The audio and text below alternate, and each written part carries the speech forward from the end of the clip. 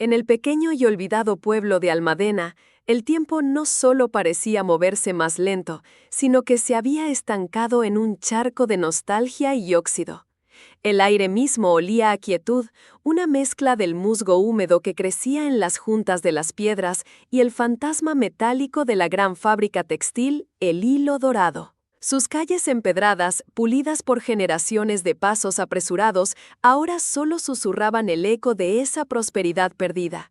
Los balcones de hierro forjado, antes rebosantes de geranios, exhibían ahora una desnudez melancólica, y el agua ya no brotaba de la boca del león de piedra en la Plaza Mayor. La fábrica, visible desde casi cualquier punto del pueblo, era más que un edificio, era un monumento a lo que fueron.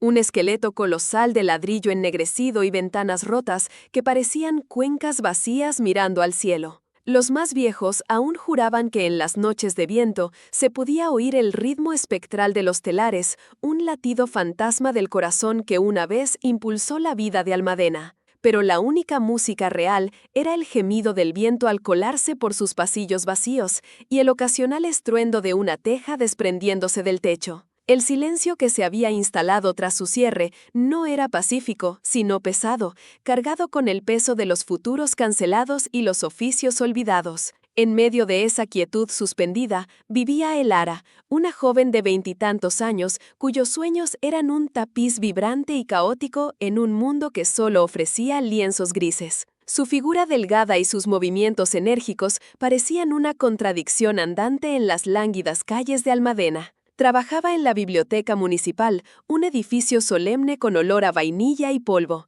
un santuario de papel donde las historias del mundo esperaban pacientemente a lectores que rara vez llegaban. Para Elara, la biblioteca era a la vez refugio y jaula.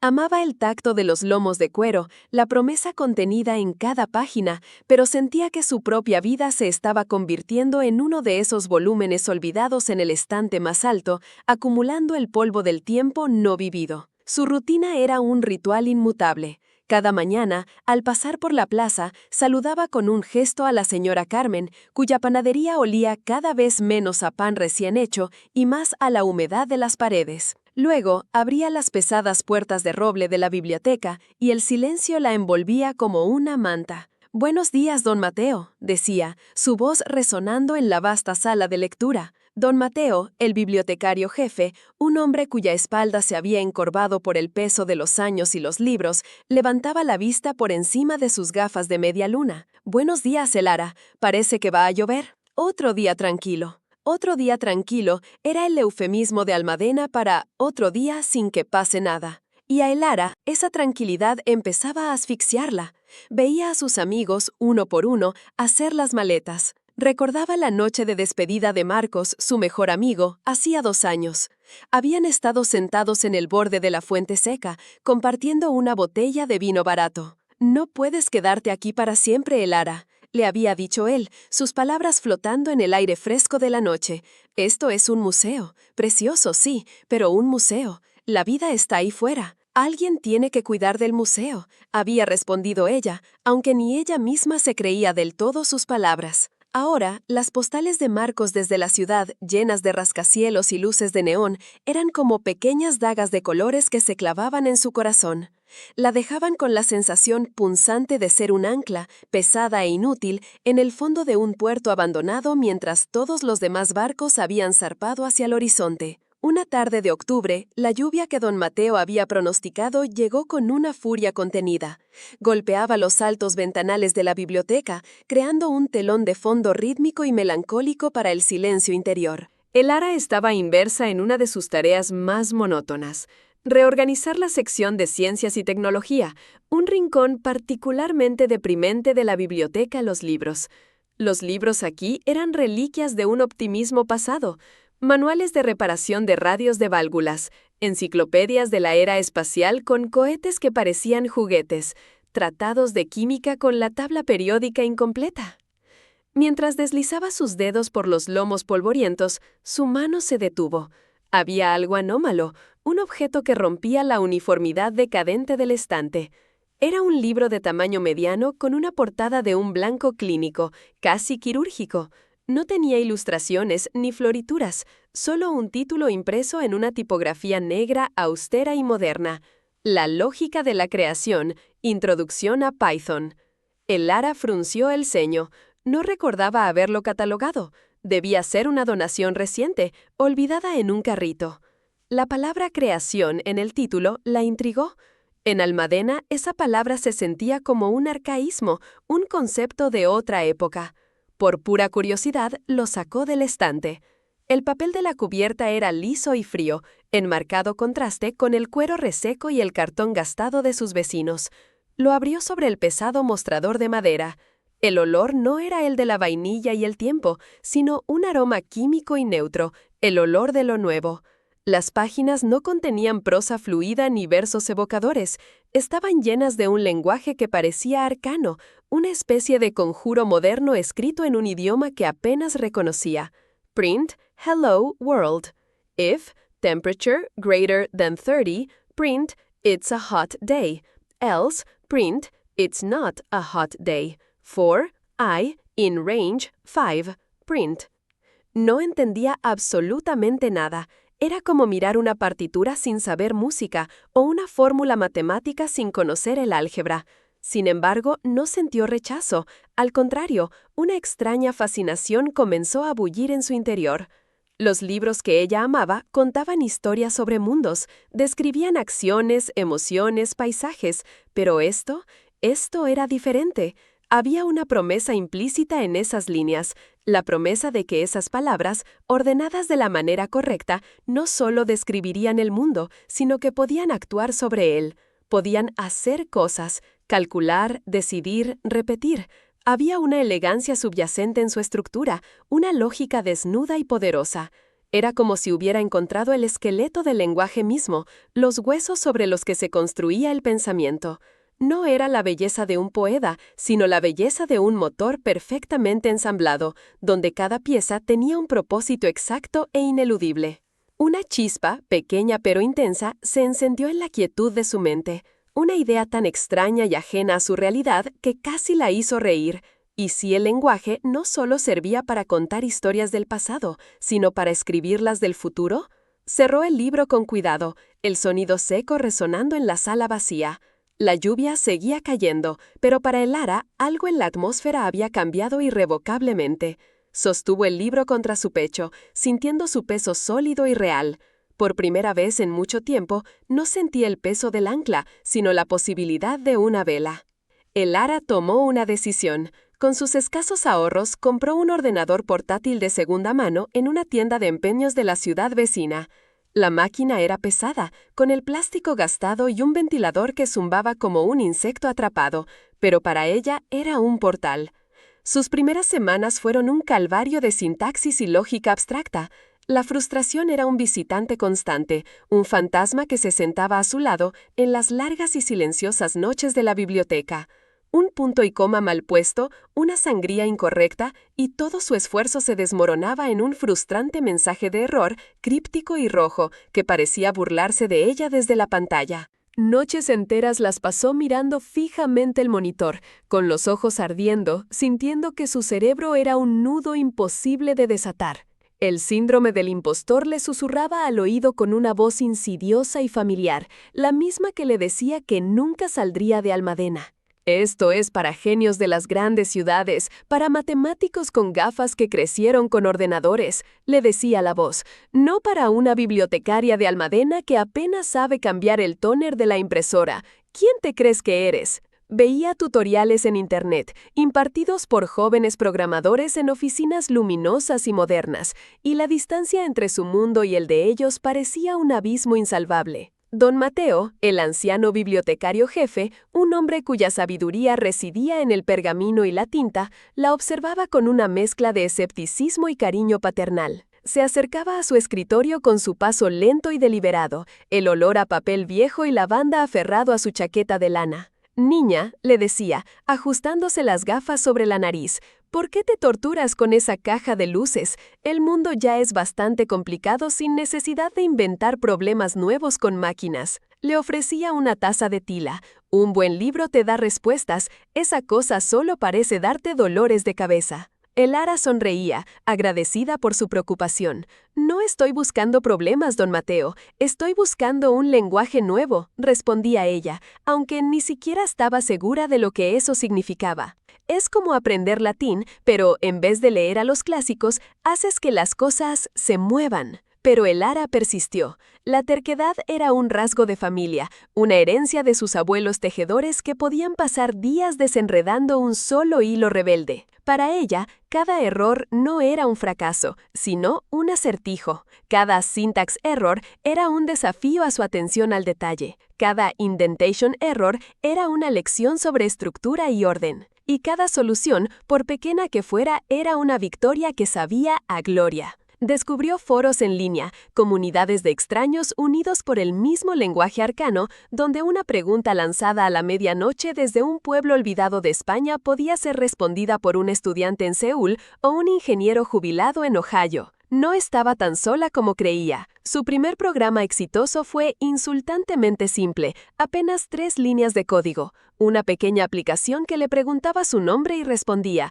«Hola Elara, siga adelante». Cuando escribió su nombre en la terminal, pulsó Enter y vio esa frase aparecer, una frase que ella misma había escrito para sí misma. Sintió una oleada de emoción tan intensa que las lágrimas brotaron de sus ojos. Lloró de alegría, allí sola, en el silencio de la biblioteca, con el único sonido del zumbido del portátil. Por primera vez en mucho tiempo, no se sentía estancada. No estaba simplemente catalogando el pasado, estaba construyendo algo, por diminuto que fuera. Estaba creando. El conflicto real llegó semanas después, cuando su habilidad empezó a tomar forma. Ya no se trataba de si podía hacerlo, sino de qué haría con ello. Podía crear una web para su currículum y marcharse, como todos los demás. Podía buscar un trabajo remoto que la sacara de la biblioteca pero la mantuviera encerrada en su pequeño apartamento. Esas opciones se sentían huecas, un eco de la misma fuga que había dejado Almadena en silencio. Un día, mientras caminaba a casa bajo un cielo gris, se detuvo frente al esqueleto de El Hilo Dorado. Miró las ventanas rotas como cuencas vacías y pensó las generaciones de artesanos que habían trabajado allí, sus abuelos entre ellos. Recordaba las historias de su abuela, su voz cálida describiendo los intrincados patrones de los tejidos, diseños únicos de Almadena que ahora se perdían en el tiempo, guardados solo en la memoria de los ancianos y en algún retal polvoriento. Y entonces la idea la golpeó con la fuerza de un relámpago. No fue un pensamiento único, sino una colisión de 2 mundos dentro de su cabeza: el tacto áspero de los viejos tejidos y la lógica limpia del código. ¿Y si pudiera usar la programación para salvar ese legado? ¿Y si pudiera crear un telar digital? La idea la consumió. Pasó los siguientes meses obsesionada, sumergida en un frenesí de aprendizaje autoimpuesto. Las noches ya no eran de frustración, sino de propósito. Aprendió los fundamentos del diseño web con HTML y CSS, maravillándose de cómo podía dar forma y color a una página en blanco. Se adentró en las bases de datos, imaginando no filas y columnas de datos, sino un archivo inmortal para cada patrón, cada historia, cada tejedor. Se enfrentó al complejo mundo del comercio electrónico, viendo en él no una forma de vender productos, sino un puente que podía conectar las manos de un artesano de Almadena con alguien al otro lado del mundo. Su primer paso fue volver a las raíces. Con una libreta y una vieja grabadora, comenzó a entrevistar a los antiguos tejedores del pueblo. Al principio la recibieron con la misma desconfianza que don Mateo.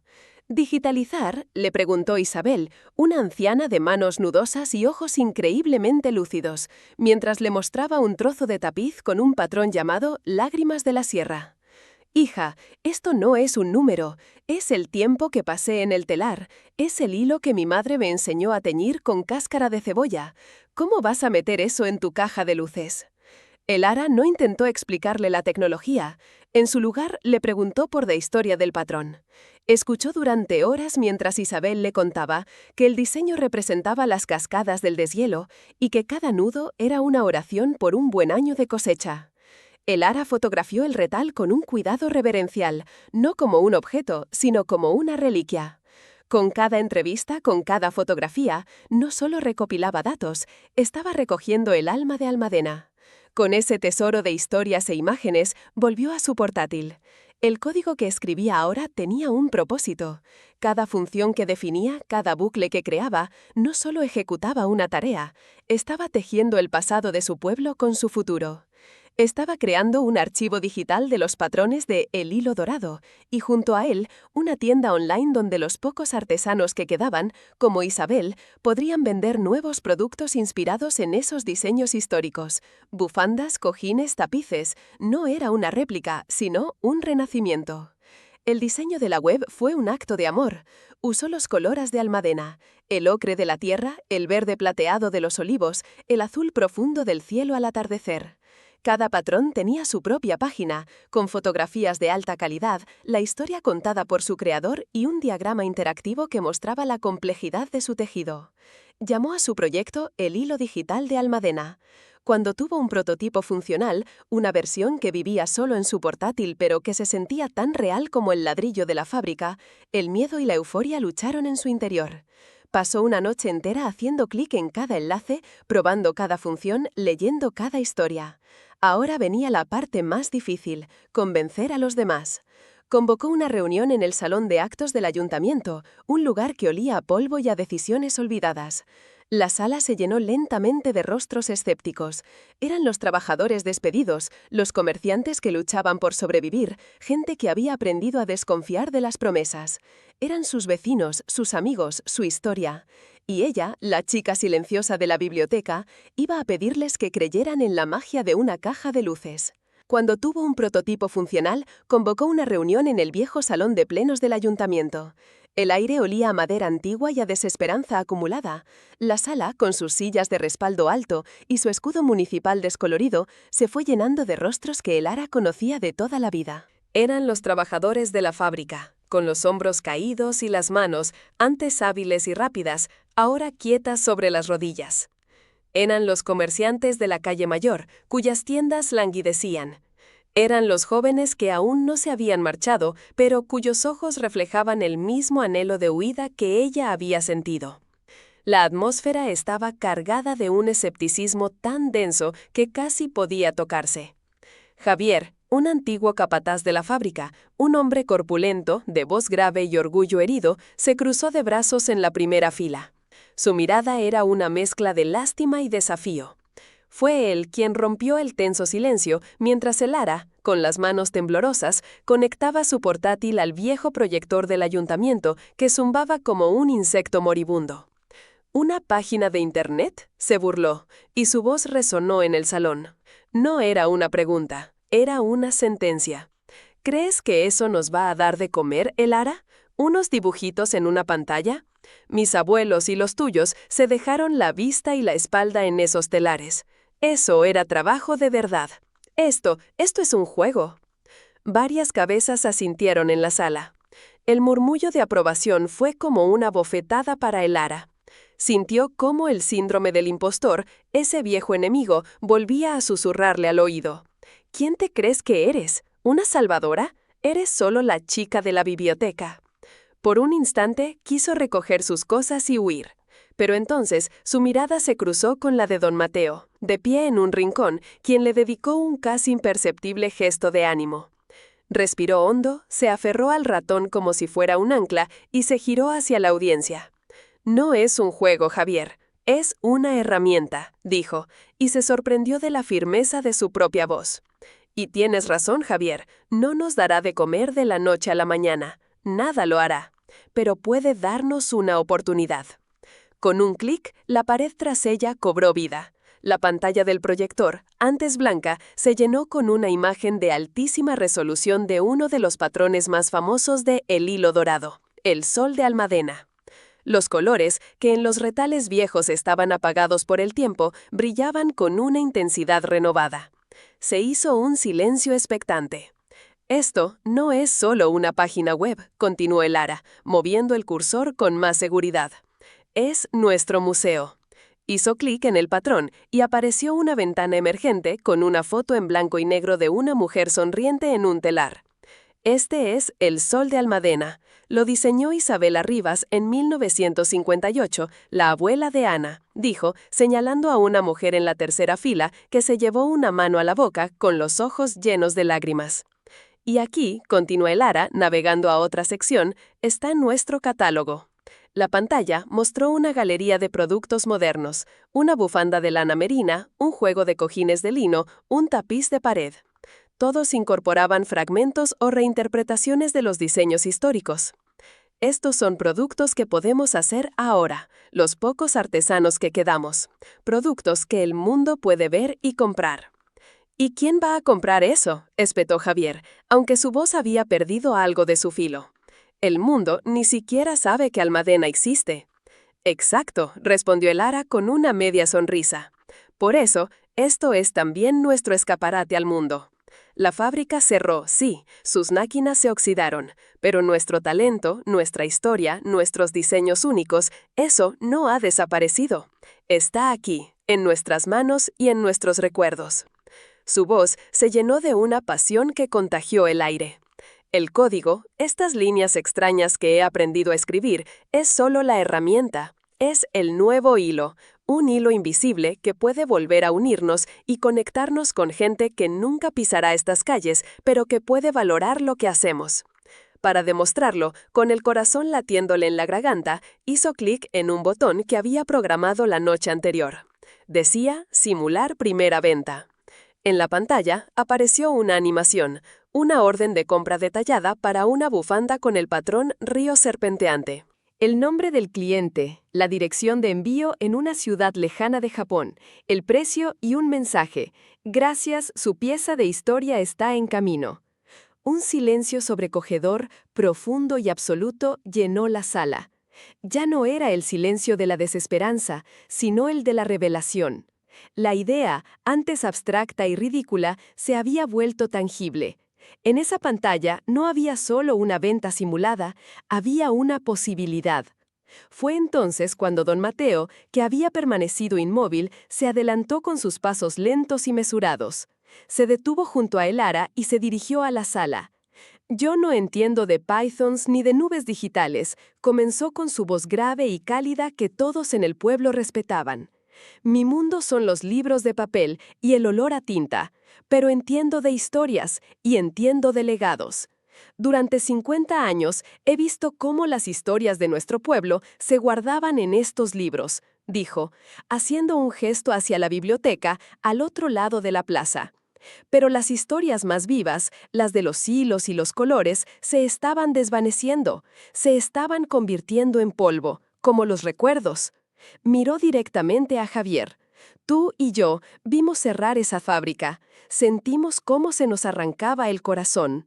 Pero esta niña, y puso una mano temblorosa en el hombro de Lara, no está destruyendo nuestro pasado con tecnología, no está jugando, lo está honrando, lo está rescatando del olvido, le está dando un nuevo pergamino, una nueva voz, lo está haciendo inmortal. Las palabras de don Mateo fueron el dique que se rompe. El escepticismo dio paso a una avalancha de preguntas, esta vez cargadas de curiosidad y una chispa de esperanza. ¿Y cómo subiríamos nuestros diseños?, preguntó un antiguo tejedor. ¿Quién haría las fotos?, inquirió la dueña de la mercería. ¿Podríamos vender también los ovillos de lana que teñimos a mano?, añadió una joven. La resolución no fue instantánea ni mágica, sino un tejido lento y laborioso construido con el esfuerzo de toda la comunidad. Las semanas siguientes, la biblioteca se transformó. Dejó de ser un mausoleo de libros para convertirse en un bullicioso taller.